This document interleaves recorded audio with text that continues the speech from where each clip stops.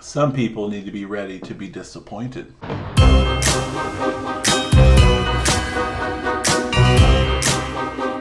Welcome back to Tie Town Reviews. Today we are ranking original horror slasher killers. Now, the word original is in there, and I think that's kind of a loose term in this video because I do have Ghostface, who's not one of the original slashers, and I do have Chucky, who is not an original slasher.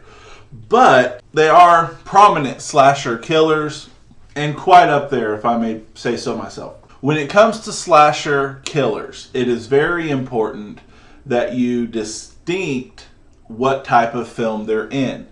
Is Hannibal a serial killer? Yes. Is Jigsaw a serial killer?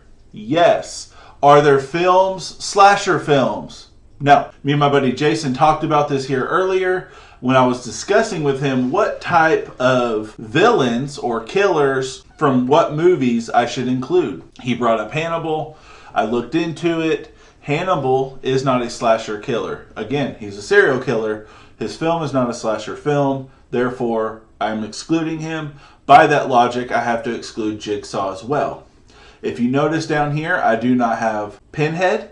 That is purposeful. I have not seen the Hellraiser movies. So it's not fair to Pinhead for me to rank him against all of these for which I've seen their films either at least once or multiple times. I will eventually watch Hellraiser. For anybody who sees that as blasphemous, I will eventually watch Hellraiser, and I will redo this. As I get better and as I move on with the channel, I will be redoing all of these rankings that I've been doing. So don't think that my opinions won't change on certain people, and don't think that Pinhead won't be higher than some of these people or some of these killers. So let's talk about who I do have included and the tiers that they're in. Again, before I go into that, the tiers are purely organizational. I do not consider this a true tier list ranking because I am more officially ranking, from first place to last place. I just like the organizational setup. Now, we have Billy from Black Christmas. We have Ghostface from Scream. The Jason Voorhees from Friday the 13th sequels. We have Norman Bates, who is cut from the cloth of Ed Gein. We have Freddy Krueger. Michael Myers, another one that is cut from the same cloth of Ed Gein, Leatherface. Mrs. Voorhees from Friday the 13th. And then, of course, from Chucky or Child's Play or the Chucky TV show, depending on how you know him or what you know him from. We have Chucky from that series. Over here in the tiers, I have them split up between Bloodbath Legends, Mayhem Makers, and Dull Blades. Bloodbath Legends is self-explanatory. Those are the best of the best as far as I'm concerned. Mayhem Makers, they're good, but they're just not legends. And then Dull Blades, they're meh. It's not that they're bad wholeheartedly. They're for sure meh. Starting right off the top here, we have Billy from Black Christmas. He is going in Dull Blades. His movie is a classic, but I'm not ranking the movies. I'm ranking the killers. And he's just not scary to me. The girls were getting killed in their house. Leave the house. None of them got killed on the street. None of them got killed at the library. Leave the house. Anyways, outside of his film being a cult classic, he himself, not scary to me. Ghostface is a mayhem maker. I like Ghostface. Like Michael Myers or Jason Voorhees sometimes, talking about Ghostface, you're talking about multiple things that have to be considered. And I didn't want to focus on the multiple versions of each character. Just purely the killer itself. Ghostface is more legendary than Billy. But at the end of the day, he's just not that scary to me. Jason Voorhees is a bloodbath legend. One of my favorite, and I hate that is still cutting off his head. One of my favorite horror franchises. I've talked about it quite a bit between Remake Rumble or ranking the Friday the 13th franchise. One of my favorite franchises, for sure top 3. Jason's up there. He's terrifying. Now, again, are we going to get into which Jason's more terrifying than the others? No, but just Jason as a concept is terrifying. He's an undead killer coming after you. That's terrifying. Next up, Norman Bates goes to Dull Blades, but Norman Bates is going ahead of Billy because of his status as the original slasher killer. Is he scary to me? No.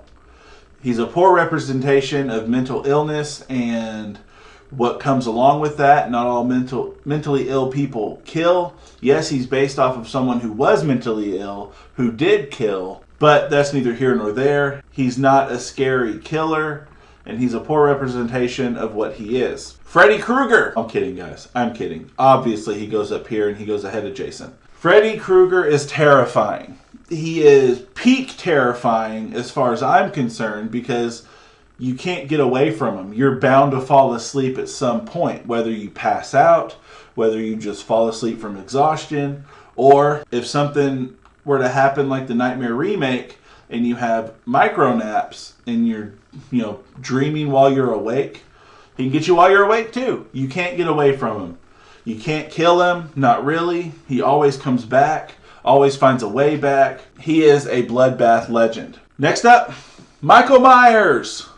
Where will Michael go? Right there. The reason the Friday the 13th franchise even exists is because of Halloween. The reason we have slasher films, the reason we got Nightmare on Elm Street is because of Halloween. Yes, Psycho and some other Alfred Hitchcock films already existed. A couple of other films already existed.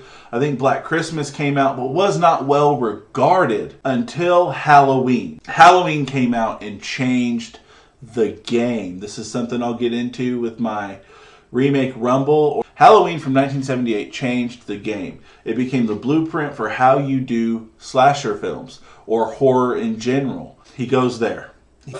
He is above Jason, even though he falls under the same issue that you get into with Ghostface when it comes down to which film are we talking about, which continuity are we talking about, which Michael are we talking about, because some are scarier than others and some are better than others. Again, I'll be getting deeper into that with the remake Rumble of Halloween that comes out Friday, and I'll be getting into that deeper with ranking the Halloween franchise. But that's where he goes. Leatherface, Mayhem Maker. Look, his franchise is the worst out of all of these. Does it have a couple of interesting films? Yes. Does it have a good film? No, it does not. The original is the closest to being good, but it's more irritating to me. Her incessant screaming at the end just grains on my ears. It's not terrifying to me. It's not thought-provoking to me. It's just what it is. And then the movie itself comes off boring to me. I'm sorry. That's the way I feel about that franchise. If you don't like that take, you're not going to like when I do talk about the franchise. Okay. Pamela Voorhees. Mama Voorhees. Mrs. Voorhees. Goes in Dull Blades. Again, I love her franchise. Do not care for her movie. I've gotten into discussions with my buddy Jason about this. I've gotten into discussions with other people about this. I don't care for the first Friday the 13th as much as a lot of other films. It's not the best in its own franchise. It's not even the third best in its own franchise. And so that goes along with the killer. A lot of that has to do with who the killer is. Is it a problem that she's a woman? No. Is it a problem that she's a grieving mother? No. That actually helps her case be above the other two. You don't see her on screen until the end of the movie, and when you do, she's bumbling, she's clumsy, and she just can't get the job done. Sorry. She falls where she falls. Chucky. Goodness, where's Chucky going? This is my favorite horror franchise. But we're not talking about what my favorite horror franchise is. We're talking about the killer. And the killer goes here. He is not as scary as the others in his own tier. He's not even as scary as Ghostface. But he is legendary in his own right. He has several sequels. He has a TV show. There's a Of course, so much you can get into with Chucky that I do not have the time, and that's not what this video was for. Chucky is one of the best killers because he does so much variety. Yes, he was known as the Strangler when he was a human, but whenever he becomes the doll, he adds a lot of variety.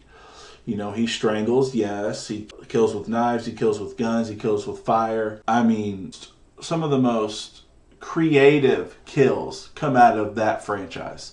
So 100% he goes there. And that is the ranking for slasher villains. Again, we're not talking about the movies. I did kind of rant a little bit earlier about a certain franchise. But we're not talking about the movies. We're talking about the killers themselves. Is Leatherface scary? Sure, in theory.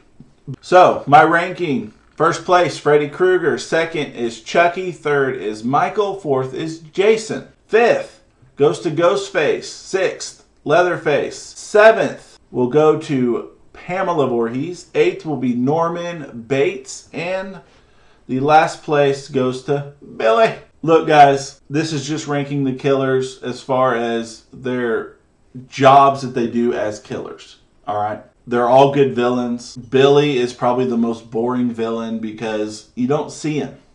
I mean, not really. You see his eye peeking through things like, you know. His film is probably the most boring out of all the movies on here. And that includes this.